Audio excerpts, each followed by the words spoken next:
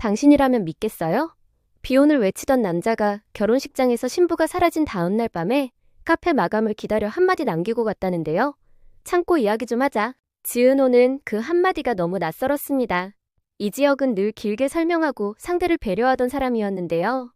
그날의 이지혁은 말수가 짧아졌고 결정을 밀어붙이는 쪽으로 확 달라져 있었거든요. 대학 시절 선배였던 이지혁에게 용기 내 고백했다가 단칼에 거절당했을 때의 차가움과도 또 다른 분위기였는데요.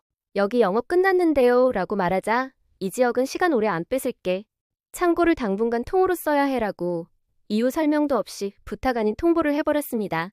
지은호는 여긴 원두랑 소품 들여놓는 정도의 규모예요. 팔레트가 드나들면 다른 가게에도 민원 들어옵니다 라고 막았는데요. 이지혁은 알아? 대신 나 지금 시간이 없어라고만 했습니다.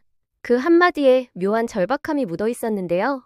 다음 날부터 카페 뒤 공용 창고 앞에 정체를 알 수 없는 상자들이 쌓이기 시작했습니다.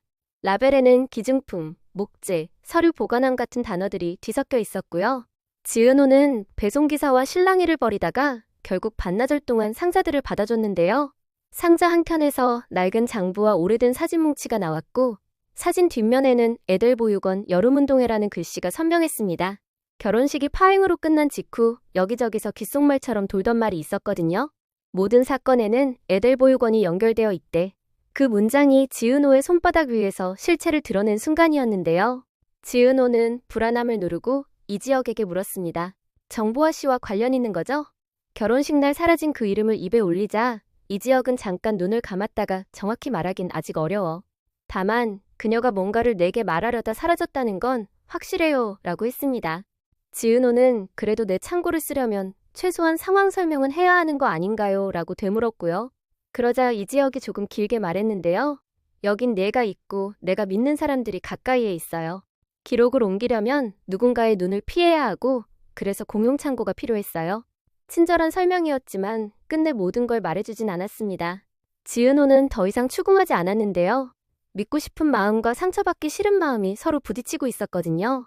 동네 쪽은 다른 의미의 소용돌이가 시작됐는데요. 상인의 간담회에서 박영라가 건물주 대표 자격으로 회의를 주도하며 한껏 기세를 올렸습니다. 우리 동네 이미지는 품격이 있어야 해요. 사소한 것부터 정리해야죠 라며 공용창고 사용권을 재조정하겠다고 선언했거든요. 그때 뒤쪽에서 묵직한 호통이 터졌습니다. 어디서 사모님 행세야. 목소리의 주인공은 다름 아닌 이지환이었는데요. 체육학과를 나와 멋진 피지컬을 가진 이지환은 지금은 박영라의 운전기사 겸 보디가드 일을 하고 있습니다. 3년 사귄 여자친구에게 배신당한 뒤 삶의 의욕이 꺾여 남의 일에 휘둘려 지내는 듯 했는데요. 그날만큼은 달랐습니다. 대표란 타이틀 달았으면 약속부터 지키세요. 공용창고는 말 그대로 공용이고 마음대로 공문 돌릴 권한 없잖아요. 박영란은 차분하게 미소 지으며 오해가 있으신가 본데요. 동네 발전을 위한 큰 그림이에요 라고 받아쳤습니다. 말은 고왔지만 앉아있던 몇몇은 속으로 눈살을 찌푸렸습니다. 사모님 호칭을 은근히 요구하던 태도와 은근한 권력 과시가 한꺼번에 묻어나 있었거든요. 이지환은 순간 뜨겁게 치밀어 오르는 뭔가를 아주 힘겹게 눌렀습니다. 자신이 모시는 사람이지만 선은 넘지 않게 해야 한다는 생각이었는데요. 한편 박성재도 움직이기 시작했습니다. 박성재는 이지혁과 동갑내기 절친이자 아버지 박진석이 이끄는 회사에서 본부장을 맡고 있는 금수저였는데요. 유복해서 오만한 유형이었으면 진작 친구를 잃었겠지만 성재는 의외로 친구의 슬픔에 귀 기울일 줄 아는 남자였습니다. 더구나 박성재는 지은호를 오래 짝사랑해왔고요. 하지만 지은호의 마음이 여전히 이지혁을 향해 있다는 사실도 누구보다 잘 알고 있었죠. 성재는 마음속 복잡한 감정을 꾹 눌러 담은 채 이지혁을 찾아왔습니다. 필요하면 우리 회사 물류창고도 잠깐 비워줄 수 있어. 다만 법적으로 걸릴 만한 일은 만들지 마라. 너까지 무너지면 그땐 내가 감당 못한다. 이 말은 도움 제안이기도 했지만 친구로서의 최소한의 선을 그어준 경고이기도 했는데요. 이지혁은 고개를 숙여 감사 인사를 했습니다. 고맙다 성재야. 선은 지킬게. 지은호는 카페와 인테리어 설계를 함께하는 일상 속에서 중심을 잃지 않으려 애썼는데요. 정순이 지은호의 엄마이자 식당을 운영하는 생활력 강한 여인과 슬쩍 카페에 들렀을 때 지은호는 평소보다 밝게 굴다가도 툭 진심이 새어나왔습니다. 엄마, 나 요즘 마음이 자꾸 흔들려요. 정순이는 딸의 손을 꼭 잡고 말했는데요. 흔들리는 게 부러지는 건 아니야. 너는 책임감이 강한 아이다. 내가 옳다고 생각하는 자리는 지켜. 다만 내가 사랑한다고 느끼는 사람을 지키려면 너도 내 마음을 숨기면 안 돼. 이 말이 지은호의 가슴에 박혔습니다. 그러고 보니 그동안 자신도 감정을 숨기느라 얼마나 서툴렀나 싶었거든요. 시간이 조금 흐르고 창고 안서류 보관함 상자에서 USB 하나가 떨어졌습니다. 폴더 이름은 이들프루프. 스캔된 후원 전표와 내역서, 흐릿한 승인 서명이 여러 장 들어있었는데요. 날짜가 같은데 금액이 2번 빠져나간 흔적, 그리고 다음날 한 번에 합쳐져 다른 계정으로 이체된 내역이 보였습니다. 지은호가 이건 누가 후원 데이터를 복제했다는 얘기 아닌가요? 라고 말하자 이지혁이 고개를 끄덕였습니다. 그래 보여. 문제는 누가, 왜, 지금 이 시점에 다시 이 상자들을 움직였느냐는 거야. 새삼스레 공용창고를 고집하는 박영라의 태도가 떠올랐습니다. 큰 그림이라는 모호한 단어 뒤에 구체적인 이해관계가 숨어있을 수 있었거든요. 그 무렵 이지화는 우연히 박영라의 통화를 엿듣게 됩니다. 창고 정리는 제가 할게요. 그 친구 요즘 눈이 너무 번쩍여. 문장 자체로는 모호했지만 그 친구가 누구인지, 정리가 정확히 뭘 의미하는지 생각하니 등골이 서늘해졌는데요. 이지화는 곧장 지은호를 찾아가 말했습니다. 은호 씨, 창고 조심해요. 그리고 필요한 거 있으면 내가 도울게요. 지은호는 놀랐습니다. 박영라의 보디가드로 앉아만 있던 남자가 왜 자신을 돕겠다고 나서는지 이해가 잘 안 됐거든요. 이지화는 짧게 답했습니다. 선 넘는 건 보기 싫어서요. 말투는 퉁명했지만 눈빛은 진심이었는데요. 사실 그는 사모님 행세로 사람들 위해 서려는 태도를 오늘따라 더 견디기 어려웠습니다.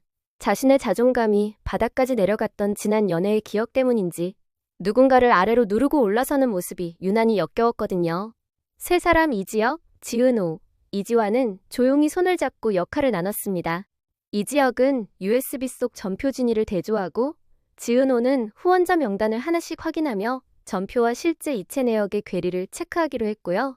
이지화는 동네 재개발 라인과 건물 관리, 상인의 공문이 오간 경위를 추적하기로 했습니다. 그 과정에서 작은 실마리가 하나 튀어나왔는데요.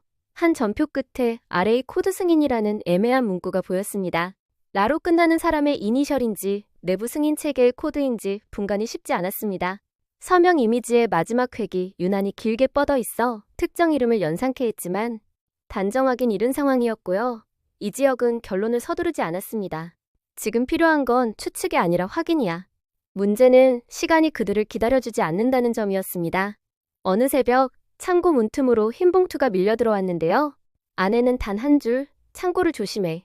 애들의 장부가 너희 손에 있으면 모두 다친다. 지은호의 손끝이 떨렸고 이지혁의 눈빛은 한층 더 단단해졌습니다. 그날 저녁 박성재가 뜬금없이 카페를 찾아왔습니다. 너희 창고 문제로 구청에 민원 들어간 거 알아? 아까 아버지한테도 전화 왔더라. 박성재는 자신이 도울 수 있는 행정적 루트를 간단히 안내해주고 나서 문득 낮게 물었습니다. 지은호 씨, 무서우면 그만둬도 돼요. 지은호는 고개를 저었습니다. 무서운데요? 그만둘 수가 없어요. 박성재는 그 대답에 애써 웃으며 말했는데요. 알겠어요. 그럼 제가 뒤는 봐드릴게요. 마음이 저릿했지만 그는 끝까지 선을 넘지 않았습니다. 친구와 사랑 사이에서 박성재는 늘 그 경계에 조용히 서 있었습니다. 그리고 결정적인 날이 왔습니다. 구청 직원과 경찰이 안전점검 명목으로 창고 사용 내역을 확인하러 들이닥친 건데요. 서류상 문제는 없었지만 누군가가 비안이라 부르는 계획을 이미 가동한 듯 했습니다. 점검이 끝나고 돌아서는 무전기에 비안으로 전환이라는 말이 스쳤거든요. 그게 정확히 무엇을 뜻하든 이 창고를 더는 안전한 거점으로 쓰기 어렵다는 신호였죠. 세 사람은 그 길로 원본 장부와 핵심 USB를 다른 곳으로 빼돌렸고 창고에는 눈에 띄는 사본과 미끼만 남겨두었습니다. 어둠이 내려앉은 카페 안에서 셔터 사이로 찬바람이 스며들었는데요. 그때 지은호에게 문자가 하나 도착했습니다. 저장되지 않은 번호였고 메시지는 이렇게 적혀 있었어요. 내가 숨긴 건 장부가 아니라 사람입니다. 다시 만납시다. 제2부와 지은호는 그 문장을 여러 번 읽었습니다. 사람을 숨겼다니 누구를 말하는 걸까요? 결혼식장에서 사라진 정보화일 수도 있고 애들 보육원의 과거와 얽힌 누군가일 수도 있었는데요. 머릿속에서 가능성이 여러 갈래로 뻗어나갔습니다. 이지혁은 잠시 침묵하다가 조용히 말했어요. 은호야, 이제 진짜 본판이 시작되는 것 같아. 지은호는 고개를 끄덕였습니다. 그러네요. 그러니까 서로 숨기지 말고 같이 가요. 다치더라도 같이. 이 말 속에는 그동안 덮어두었던 마음이 아주 얇게 그러나 분명히 비치고 있었는데요. 이 지역의 눈가가 잠깐 흔들렸습니다. 비혼주의를 고집하던 자신이었지만 누군가를 지키기 위해 딴 사람처럼 굴어야 했던 지난 날을 떠올리면 지금만큼은 솔직하고 싶었거든요. 고마워. 끝까지. 다음 날 아침 카페 문 앞에는 작은 택배 상자가 하나 놓여 있었습니다. 수신이는 지은호, 발송이는 없었고요. 상자 안에는 낡은 머리핀 하나와 아이 글씨로 보이는 종이 조각이 들어있었는데요. 보아, 겨울방학 합창 발표. 이 작은 조각은 마치 지도 위에 찍힌 아주 작은 표식 같았습니다. 누군가는 정보를 숨긴 게 아니라 아이를 숨기고 있었던 건지도 모릅니다. 애들 보육원의 장부가 덮으려 했던 건 돈의 흐름만이 아니라 누군가의 생이었을 수 있다는 뜻이었거든요. 지은호는 머리핀을 손끝으로 꼭 쥐었습니다. 이건 결국 사람 이야기네요. 이지혁이 짧게 답했습니다. 그래. 그래서 더 끝까지 가야 해. 고성이는 딸 박영나에게 전화를 걸어 사람들 앞에서는 더 조심해야 한다. 내가 품격을 지키면 다른 사람들은 알아서 따라온다라고 타이르면서도 한편으로는 속으로 계산기를 두드렸습니다. 가난에서 벗어나기 위해 평생 쥐고 있던 계산의 본능이 이번만큼은 딸의 품위를 앞서 나가려 하고 있었거든요. 박영란은 여전히 조신하고 차분한 말투였지만 마음속 어딘가에서 작은 파문이 일고 있었습니다. 큰 그림이 자기 멋대로 그릴 수 있는 스케치가 아니라 누군가의 삶을 건 도면일 수 있다는 자각이 아주 조금씩, 그러나 분명히 밀려오고 있었죠. 이 모든 흐름의 중심에서 세 사람의 연대는 더 단단해졌습니다. 이지혁은 더 이상 딴 사람을 연기하지 않기로 했고요. 대신 자신의 원칙을 지키는 방식으로 싸우기로 결심했는데요. 이제부터는 정면으로 가자. 기록은 기록대로, 사람은 사람대로. 지은호는 알겠어요. 다만 내 일상은 내가 지킬게요. 카페는 지켜야 하니까요 라고 답했습니다. 이지화는 씩 웃으며 말했어요. 사모님 행세하는 사람들 상대는 내가 할게요. 대신 선 넘으면 바로 제지합니다. 짤막한 농담 같았지만 셋 다 알았습니다. 이 말이 단순한 의협심이 아니라 각자가 감당하고 싶은 책임의 모양이라는 걸요. 그리고 마지막, 아직 풀지 않은 매듭을 하나 남겨둔 채 이야기는 숨을 고릅니다. RA 코드의 주인은 누구일까요? 제2보아가 말한 사람은 누구일까요? 박성재의 마음은 어디에가 닿을까요? 그가 지은호를 향한 오래된 호감을 끝내 삼키고 친구의 등을 떠밀 듯 지켜낼 수 있을까요? 비혼주의를 믿어오던 이지혁은 진실을 좇는 이 험한 길의 끝에서 관계에 대한 자신의 믿음을 다시 써내려갈 수 있을까요? 그리고 박영란은 품격이라는 단어의 진짜 뜻을 스스로에게 되물으며 어디로 걸어가게 될까요? 아직 모든 답을 내놓을 때는 아니라고요. 하지만 분명해진 게 하나 있습니다. 이 싸움의 본질은 장부의 숫자나 권력의 세력이 아니라 사람을 지키는 일이라는 것. 그래서 다음 장면에서 무너질 것도 다시 세워질 것도 결국 사람이라는 것. 사라진 신부, 뒤바뀐 승인 코드, 공용 창고의 작은 상자들, 그리고 서로의 손을 놓지 않으려는 세 사람의 마음.